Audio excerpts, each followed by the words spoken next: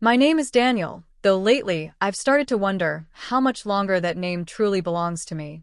On the surface, I'm just a 23-year-old guy, quiet, average, someone who blends into the background. By day, I work part-time at a bookstore while trying to finish my degree in graphic design. My life has always been ordinary, even predictable. But beneath that normal facade lies a secret I never thought I'd have to confront so directly. You see, I never imagined myself as someone who would wear women's clothes. At least, not at first. But curiosity has a way of digging under your skin. My girlfriend, Emma, always teased me about being too soft-spoken, too careful. She was radiant, adventurous, the kind of girl who commanded a room without even trying. I admired that in her, and sometimes I envied it. Our relationship was good, mostly. We'd been together for almost 2 years, and though Emma was loving, she also had a mischievous streak. She loved pranks, dares, little experiments to push my boundaries. She said it was her way of loosening me up. I laughed along most of the time, but deep down, I worried that one day her games might push me too far. That day came when Emma was asked to be a bridesmaid at her cousin's wedding. She was buzzing with excitement, talking endlessly about dresses, hairstyles, and all the pre-wedding events. I listened, smiling, but I didn't expect to be dragged into it. Not until Emma looked at me one evening, her eyes glinting with mischief. "Danny," she said, stretching my name out in that playful way she always did when she was plotting something. "You'd actually make such a cute bridesmaid." I nearly choked on my drink. "What? Me? No way." She laughed, but she didn't look away. Her gaze lingered, studying me. "I'm serious. You've got the build for it. Slim, nice skin, and honestly, you'd pull off the dress better than half the girls in my bridal party." I waved her off, trying to brush it aside. But the thought lodged in my head like a thorn. Me, in a bridesmaid dress? Ridiculous. And yet, part of me felt a strange flicker of something, curiosity, maybe even excitement. I hated admitting that to myself. The following week, Emma kept teasing me. At first, it was casual, offhand comments about lipstick shades or asking if she could practice her bridesmaid hairstyles on me. But soon, her suggestions became more pointed. One night, while we were lying in bed, she leaned over and whispered, "Come on, just try it for me. Pretend you're one of the bridesmaids. Just once. No one will know." I shook my head, but my resistance was soft.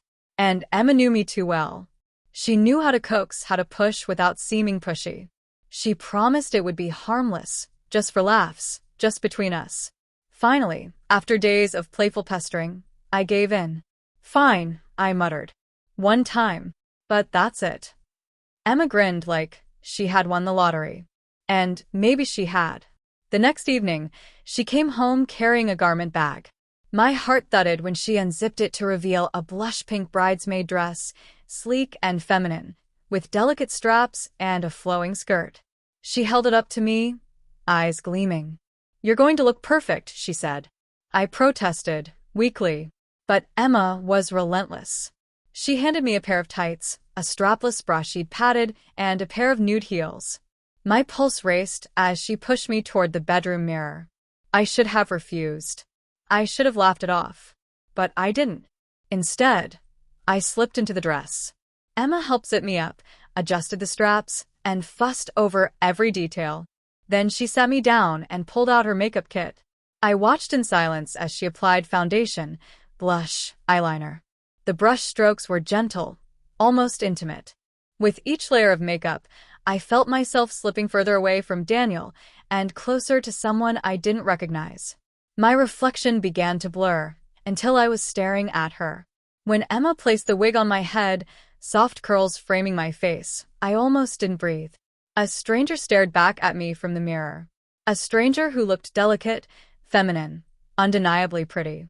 Emma clapped her hands together. "See? I told you. You're gorgeous. My perfect bridesmaid." I wanted to argue, to laugh, to deny the way my chest tightened. But I couldn't, because part of me, deep down, felt an undeniable rush.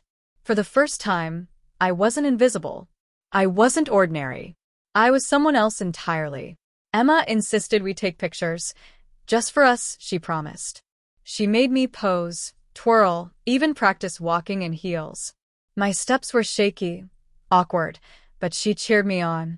And for a brief, surreal moment, I let myself enjoy it.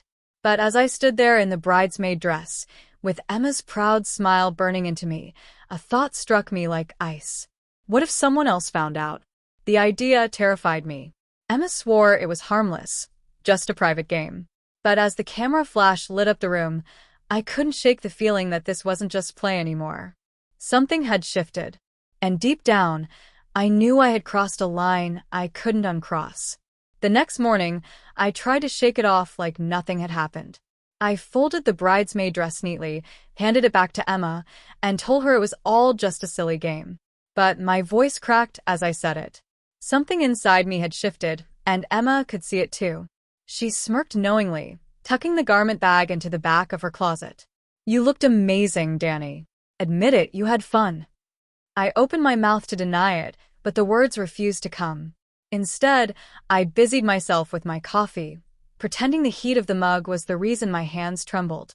The truth was, I had felt something, an intoxicating blend of vulnerability and power, as though stepping into that dress unlocked a side of me I'd never dared to face. And now, even as I tried to bury it, the memory clung to me. Emma didn't bring it up again right away, but her eyes betrayed her. Every time she looked at me, there was a secret sparkle, a suppressed grin, as though she was waiting for me to ask for more. And, against my better judgment, I wanted to. That weekend, Emma announced she was hosting a bridal shower planning session for her cousin. The house was suddenly flooded with chatter, laughter, and the scent of perfume as half a dozen women took over the living room. I stayed hidden in my room, headphones on, pretending to work on my laptop. But their voices filtered through the walls, high-pitched and musical. Snippets of conversation floated to me. Talk of dresses, colors, fittings. I swear, these bridesmaid heels are going to kill me. Why do they make us wear stilettos? And don't even get me started on the shapewear. I couldn't breathe last time. But it's all worth it. We're going to look stunning walking down the aisle. I should have ignored it. But instead, I found myself closing my laptop and creeping toward the door, listening. My heart raced. They were talking about things I shouldn't care about. Heels, dresses, makeup.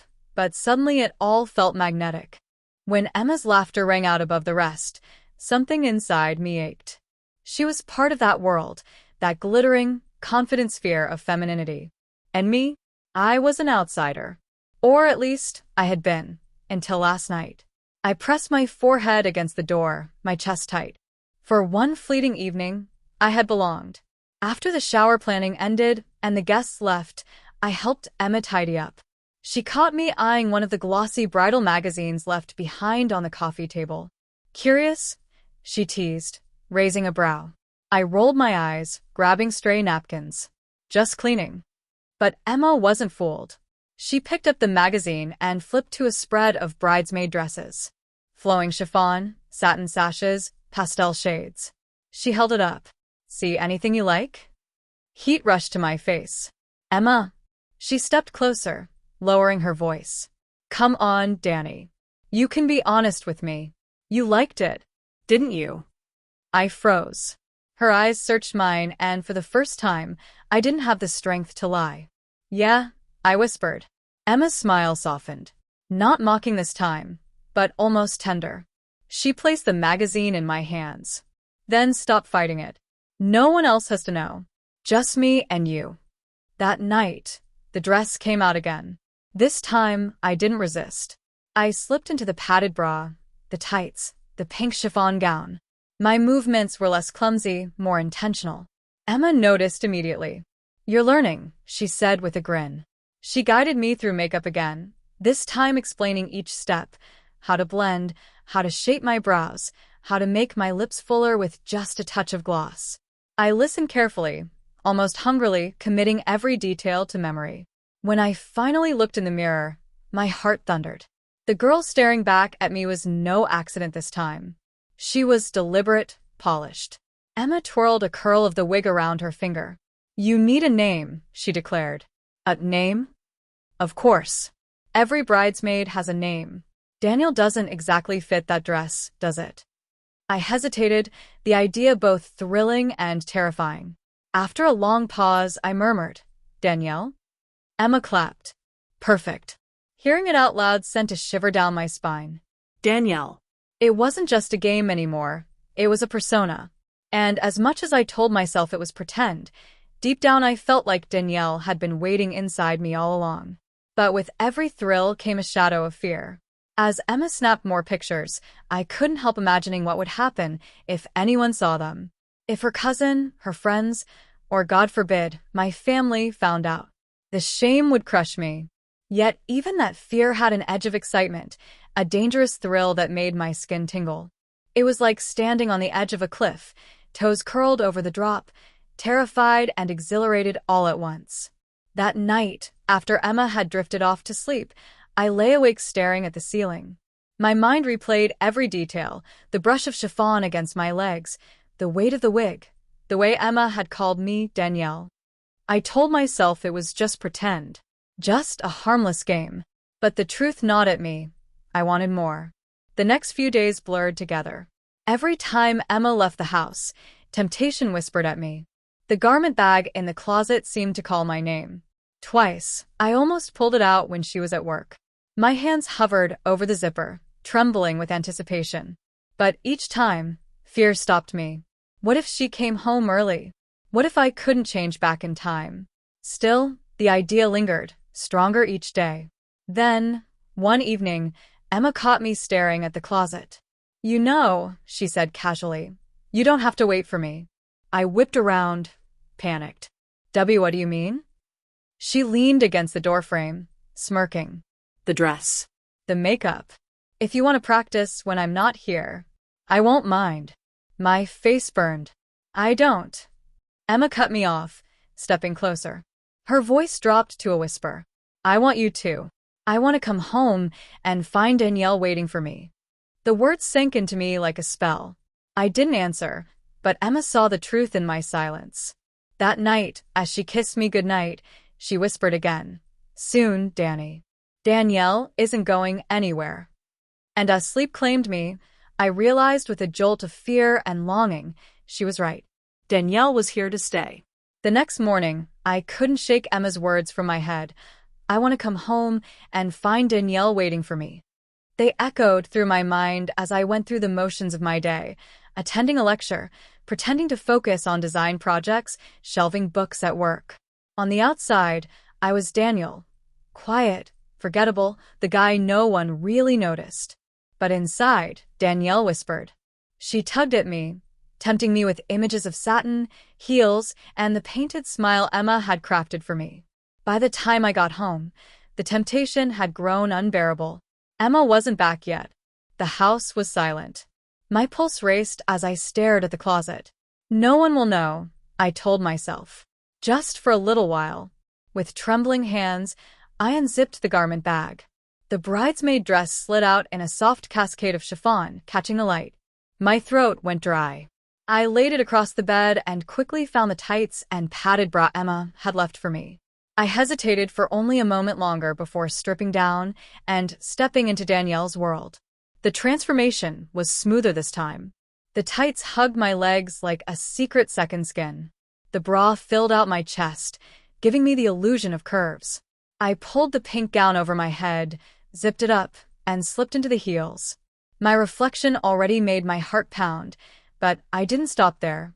I remembered Emma's instructions, her gentle voice guiding me through the motions. Foundation, blush, eyeliner. Lip gloss last. My hands shook, smudging once or twice, but when I finally looked in the mirror, Danielle was there. I stared at her, breathless. She wasn't flawless, but she was real. And she was me. The thrill was overwhelming. I practiced walking in heels, swaying awkwardly down the hall.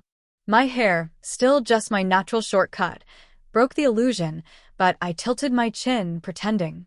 I didn't hear the sound of the key in the lock until it was too late. Danny? I'm home. Emma's voice. My blood froze. I darted to the bedroom, heart pounding, but the heels betrayed me. I stumbled, nearly falling. By the time I reached the mirror, there was no time to undo the damage. The bedroom door opened, and there was Emma.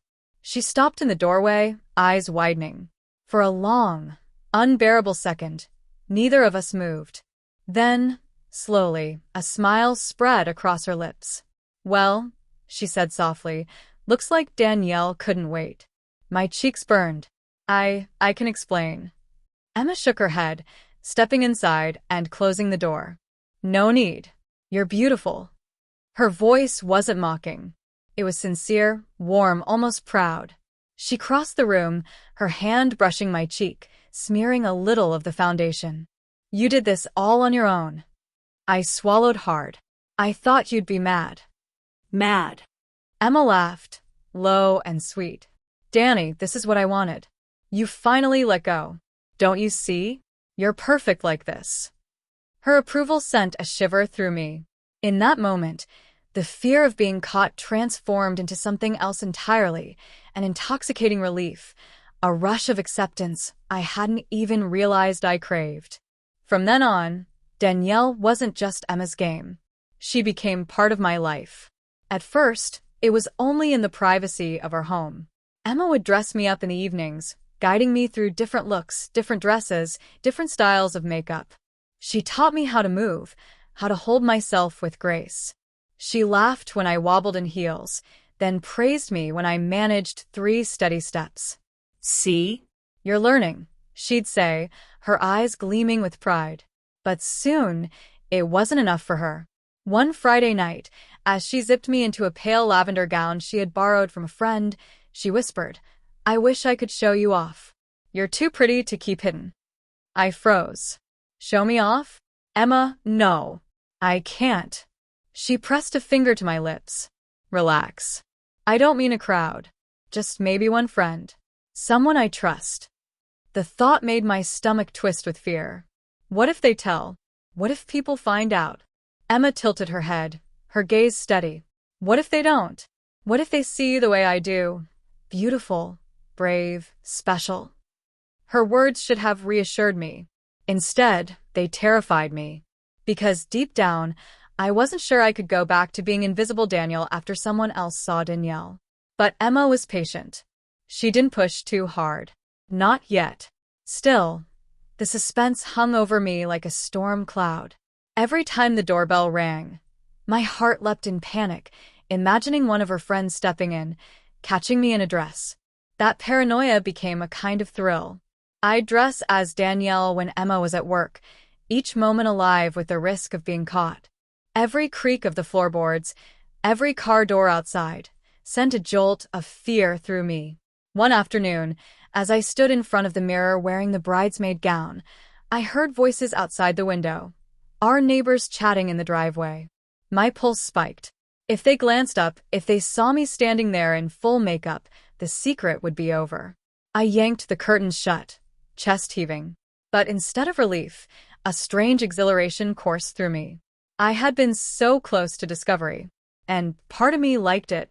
Emma noticed the change in me. She saw the way Danielle was taking root, how I no longer resisted. One evening, she handed me a small box. Inside was a delicate silver necklace with a tiny charm shaped like a heart. "For Danielle," she said. I stared at it, trembling, before fastening it around my neck. The cool metal rested against my collarbone, and I felt claimed. Owned. That night, as I caught sight of myself in the mirror, pink chiffon swirling, necklace gleaming, I realized Emma had done something I hadn't expected. She had given Danielle permanence. A piece of jewelry, small and simple, but impossible to ignore. And I couldn't decide if I was grateful or terrified. The lines between Daniel and Danielle blurred more each day. At work, I found myself distracted, doodling gowns instead of design projects. My fingers itched to feel fabric, my lips longed for gloss. I'd glance at women passing by and study their outfits, not with desire, but with envy. At home, Emma fed into it. She started leaving little things for me. Lipstick on the bathroom counter, a pair of heels by the bed. Tiny reminders of who she thought I was becoming. And every time I resisted, she'd tilt her head and whisper, "Don't fight it. Danielle is part of you." I wanted to deny it. But each night, as I slipped back into the bridesmaid dress, I knew she was right. I was changing, and there was no going back. By the time Emma's cousin's wedding was only a few weeks away, Danielle had stopped being an occasional indulgence and had become a routine. Almost every night, I found myself in a dress, learning to glide instead of stomp, to pose instead of slouch, to smile in ways that softened my whole face. Emma insisted it was practice. "You want to look convincing?" she'd tease, as though there were an actual performance coming up. But the more she drilled me, the more it felt like there really was one. One evening, Emma came home with a shopping bag. She set it on the bed with a grin that made my stomach flip. "What's that?" I asked nervously. "Something Danielle needs," she said, pulling out the contents one by one. A silky robe, a pair of glittering earrings, a compact makeup kit that was clearly meant to be mine, not hers. And then at the bottom of the bag, another dress. This one was midnight blue, sleeker, more daring, with a slit that ran dangerously high up the thigh. I swallowed hard. "Emma, I thought it was just the bridesmaid dress." She shook her head, eyes sparkling. "Danielle deserves options. Don't you want to see who she can become?" The truth was I did, and that terrified me. That night, Emma made me try on the blue dress. The fabric clung to me in ways that felt scandalous, every step in the heels sending a shiver through me. When she clipped the earrings to my lobes and draped the silver necklace over my chest, I felt transformed, not just into Danielle, but into someone bold, confident, untouchable. Emma's eyes gleamed as she circled me. "You're stunning," she whispered. "If you walked into that wedding right now, no one would ever guess." Her words thrilled me, but also sent a jolt of dread down my spine. The wedding. For weeks, Emma had joked about how convincing I looked, but lately, I'd caught a different tone in her voice. Less teasing, more planning. "Emma," I said carefully, "you're not actually thinking?" She tilted her head innocently. "Thinking what?" My throat went dry. That I'd actually be a bridesmaid? Her smile was slow, deliberate. She didn't answer. The thought haunted me for days. I tried to convince myself Emma would never go that far. This was just a game, a private fantasy between us. She wouldn't risk humiliating me in front of her whole family. But the way she kept dropping hints, comments about how her cousin had one bridesmaid drop out, or how the dresses could be altered if needed, made my skin crawl with uneasy anticipation. And the worst part? A tiny voice inside me whispered, would it really be so bad? One Saturday, Emma pushed the envelope further. We were lounging at home, me half-dressed as Danielle in the silky robe, when the doorbell rang. My heart leapt into my throat. "Who is it?" I hissed, already scrambling to hide. Emma caught my wrist, her grip firm. "Relax. It's just Maya." Maya, Emma's best friend. Outgoing, sharp-tongued, the kind of girl who noticed everything. My blood ran cold. "Emma, no. You can't let her see me like this."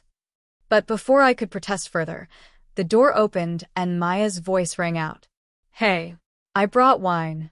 Panic surged through me. I darted toward the bedroom, but Emma pulled me back, her lips brushing my ear. "Trust me," she whispered. "She won't tell." And then, before I could stop her, Maya was standing in the doorway, staring at me. The silence was unbearable. I stood frozen, cheeks flaming, every inch of me hyper-aware of the robe slipping off one shoulder, the faint smear of lip gloss on my mouth. Maya blinked once. Twice. Then her lips curled into a grin. "Oh, my God." She set the wine down and clasped her hands together. Emma wasn't kidding. "You do make a pretty girl." I thought I'd die of shame right there. My mouth opened, closed, but no sound came out. Emma beamed. "Told you." Maya stepped closer, circling me like a cat. "Wow, Danny." Or should I say, Danielle? The way she said it sent a shiver through me. Not cruel, not mocking, but amused, curious. Like she'd just stumbled upon the juiciest secret of her life. I wanted to sink into the floor. But at the same time, Another feeling bubbled up beneath the embarrassment. Relief. I'd been exposed, and the world hadn't ended. Maya spent the rest of the evening with us, sipping wine and coaxing me into conversation. "So," she said, chin resting on her hand, "how long have you been doing this?" Heat flared in my cheeks. It's not. Emma cut in smoothly. "He's just getting started." "But don't you think he's a natural?" Maya's eyes sparkled. "Honestly? Yeah. You've got the bone structure for it. And the legs. Ugh, I'd kill for legs like yours." I didn't know where to look. Part of me wanted to run and hide, but another part soaked in the validation like sunlight. By the time Maya left, I was exhausted, emotionally wrung out.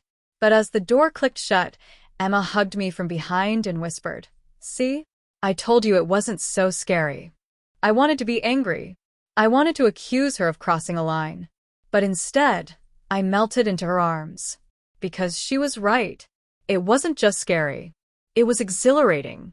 From that night on, the secret wasn't just between me and Emma anymore. Maya became part of it too. Sometimes she'd drop by unexpectedly, smirking as she caught me half made up.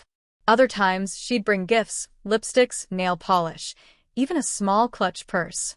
"You need accessories, babe," she'd say, pressing it into my hands. Every gesture pulled me deeper until Danielle wasn't just Emma's fantasy. She was a shared project, a living secret between us three. And yet, I couldn't shake the creeping sense of danger. The more people who knew, the tighter the net around me grew. One slip, one wrong word, and Daniel would be gone for good. But Emma wasn't slowing down. One night, as she pinned my hair beneath a wig cap and adjusted a brunette wig onto my head, she whispered, "The wedding's coming up. You know what that means, right?" My stomach dropped. "Emma, no." Her eyes met mine in the mirror. "Yes." I shook my head, panic clawing at me. "I can't. I'm not Emma. They'll know. Everyone will know." She tightened her grip on my shoulders, her voice firm. "They won't. You've worked too hard to hide Danielle away. It's time she came out." Tears stung my eyes as I stared at my reflection, at Danielle, polished and perfect, staring back. And in that moment, the trap snapped shut. Because Emma wasn't asking. She was telling me. The week before the wedding, my nerves were shredded. Every time I looked at the bridesmaid dress hanging in Emma's closet, its pastel silk glowing in the afternoon light, I felt like it was mocking me. A costume. A disguise. A prison. Emma, on the other hand, was buzzing with excitement. She'd spend hours perfecting my walk, my gestures, even the way I held a champagne glass. "Confidence," she'd remind me. "You need to radiate confidence. That's what sells it." I tried to protest, to insist I wasn't ready. But Emma would just tilt her head, smile, and say, "Ready or not, Danielle's coming to the wedding." And the terrifying part was she meant it. 3 nights before the ceremony, Emma threw what she called a dress rehearsal. She invited Maya again. And this time, there was no robe, no half measure.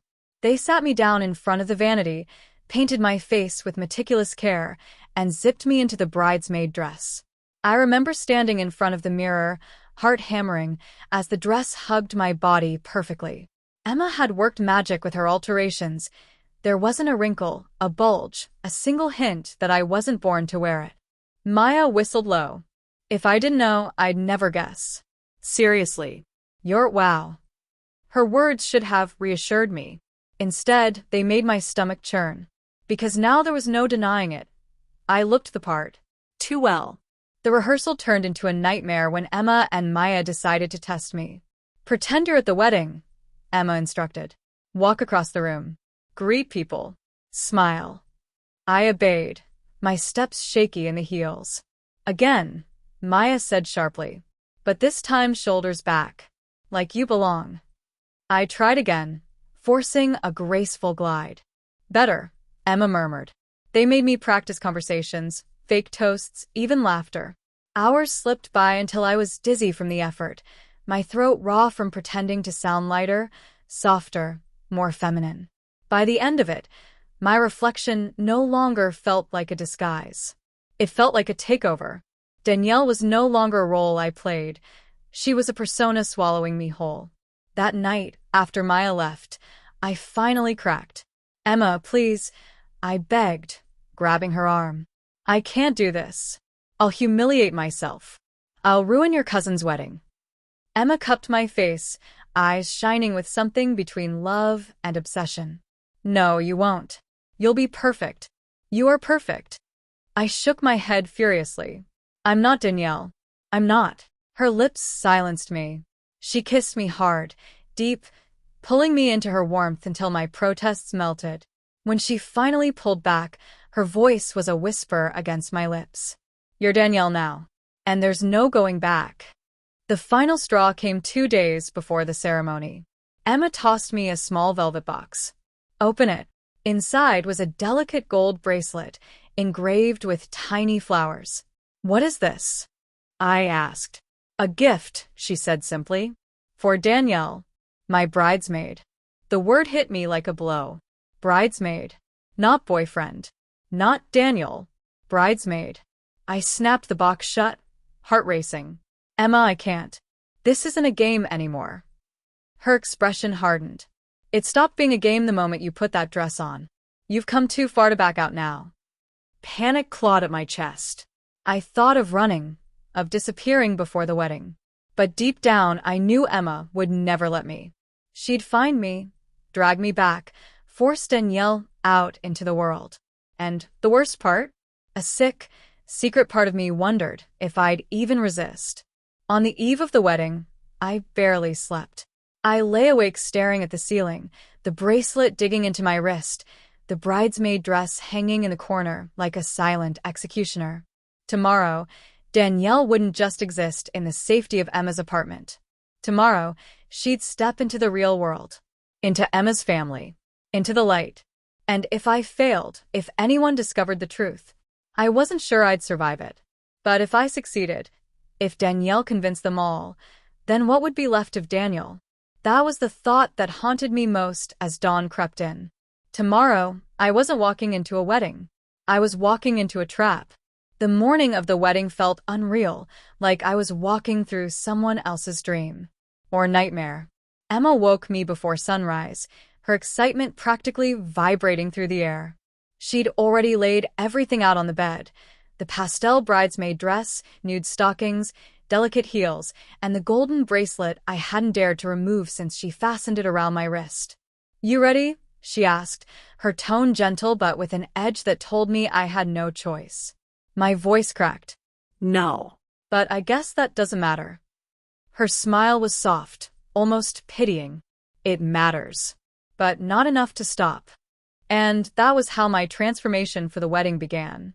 The makeup session was grueling. Emma painted my face with trembling precision, layering foundation, contour, blush, and shadow until my features dissolved beneath hers.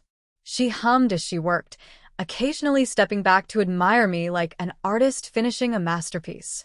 When she applied the lipstick, a soft rose pink, my chest tightened. This wasn't makeup. It was war paint. By the time she slipped the wig onto my head and brushed it out into cascading waves, Danielle had returned in full force. When I looked in the mirror, I didn't see Danielle anymore. I saw a bridesmaid, beautiful, polished, believable. And trapped. The drive to the venue was torture. Every bump in the road made my stomach lurch. I kept tugging at the hem of the dress, terrified it would ride up, terrified someone would see through me. Emma squeezed my hand. "Breathe. You'll be fine." But my heart didn't slow. When we arrived at the grand hall, my terror multiplied. Guests were already gathering outside, women in flowing dresses, men in sharp suits. Laughter, camera flashes, the scent of roses and champagne. And me, walking among them, pretending to belong. Inside the dressing suite, the other bridesmaids fluttered around like butterflies. They chatted, laughed, and complimented each other's dresses. And then, inevitably, their eyes turned to me.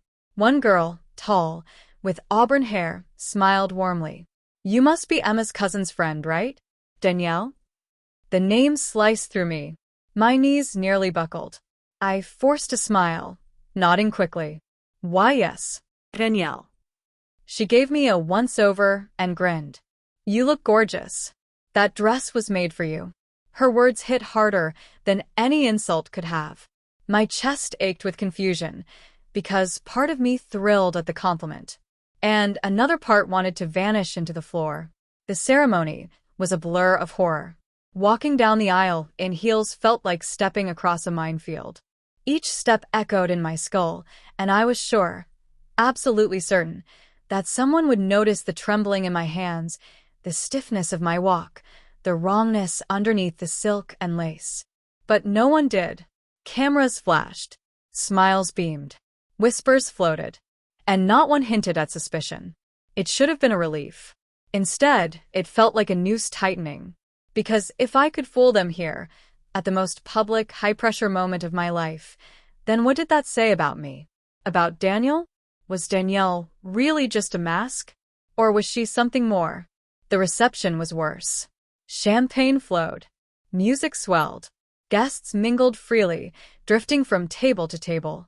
And I had to keep up the act, every second, every gesture.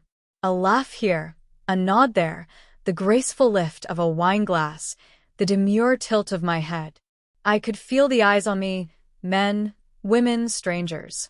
Admiring, curious, accepting. Each glance was a dagger.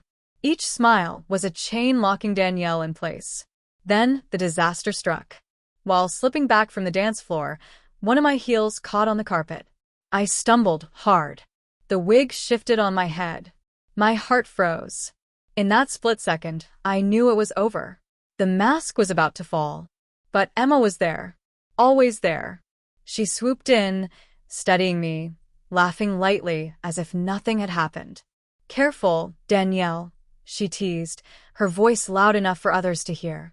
These floors are treacherous. The other bridesmaids laughed, the guests turned away, and just like that, the crisis passed. But Emma's hand tightened on mine, her nails digging into my skin. When she leaned in, her whisper was cold and certain. One more mistake like that, and everyone will know. Keep it together. By the time the evening wound down, I was trembling with exhaustion. My cheeks ached from smiling. My throat burned from speaking in a voice that wasn't mine. My feet throbbed in the heels that refused to let me walk like Daniel. And yet, despite all the terror, all the near disasters, no one had discovered me. To them, I wasn't Daniel pretending. I was Danielle. Entirely. And the realization was more terrifying than exposure itself. Because if they all saw Danielle, then maybe Daniel was already gone. The wedding should have ended with relief. The vows had been spoken. The champagne had been poured. The dance floor had emptied, and guests were drifting home, their laughter fading into the night. But for me, there was no relief. Only dread. Because the real trap was just beginning. Emma kept me close through the reception, her hand possessive on the small of my back, her smile unshakable. To the world, we were just two bridesmaids enjoying the night. But beneath her calm exterior, I could feel it, the iron control. When the bride's father offered me a drink, I nearly panicked. My hand trembled as I accepted the glass, praying my voice wouldn't betray me. To Danielle, he said warmly, you've been a joy to have here. I raised the glass, lips dry. Teach, thank you. No suspicion. No hesitation. Just acceptance. The word clawed at me.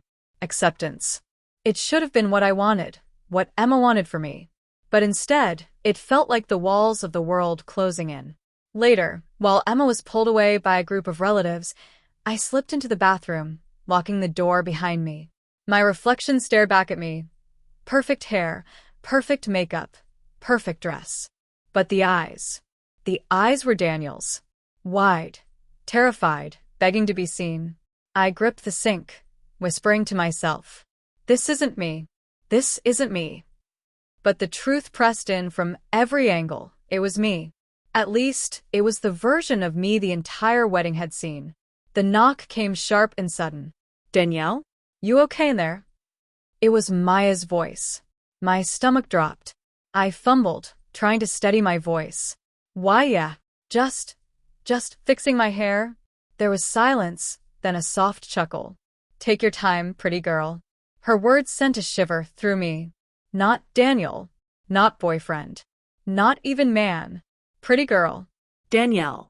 I pressed my forehead against the mirror, tears threatening to ruin the makeup. I couldn't keep this up. I couldn't. But Emma had other plans. Back at the reception hall, she whisked me onto the dance floor as the final slow song began. Couples swayed around us, lost in their own worlds. And there I was, trapped in mine. Her arms wrapped around me, pulling me close. See, she whispered. You did it. No one suspected a thing. You were flawless. My voice broke. I can't do this anymore. After tonight, I'm done. Her smile didn't falter, but her grip tightened until it almost hurt. No, Danielle. Tonight was just the beginning. The words punched the air out of me. What do you mean? Emma's lips brushed my ear, her tone sugar-coated poison. You think I'd let Daniel walk away after what we've built? After everyone saw you, adored you, accepted you? No. Danielle is here to stay. And if you ever try to run, remember, I have the photos, the videos, the proof. The room spun around me. Laughter, music, clinking glasses, all muffled under the crushing weight of her threat. Proof. Evidence. Trapped. The trap wasn't the wedding. It was Emma. The song ended, but she didn't release me. Her hand slid down to the golden bracelet still circling my wrist. Tomorrow, she murmured, we'll visit my family. You'll meet them as Danielle. They're excited to meet my best friend. I opened my mouth to protest, but nothing came out. My throat was tight, my lungs frozen. Because deep down, I knew there was no escape. Emma had rewritten my identity, and everyone else had already agreed with her version. The night ended in a blur.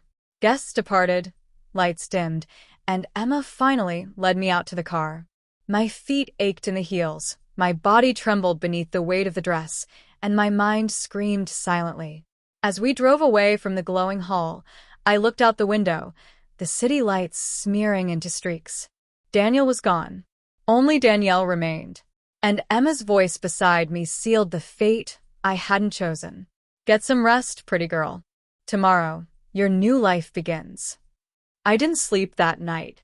Even after Emma dropped me off at her apartment, even after I peeled off the bridesmaid dress and scrubbed at the makeup until my skin burned, I couldn't rest.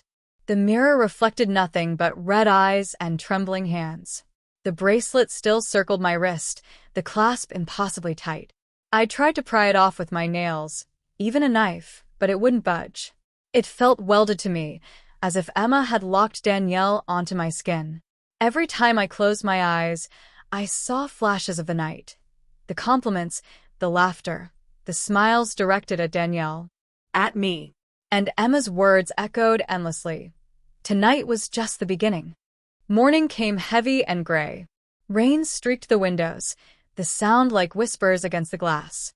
I thought, briefly, of packing a bag and disappearing, leaving the city, running until Emma's reach no longer stretched over me. But then I saw my phone. A new message. From Emma. A single photo. Me. In the bridesmaid dress, laughing on the dance floor, my hand clasped in hers. My expression radiant, unguarded, Danielle in her truest form. Beneath it, her words. Everyone already loves her. Would you really take that away from them? My stomach dropped. She had everything. Proof. Control. Power.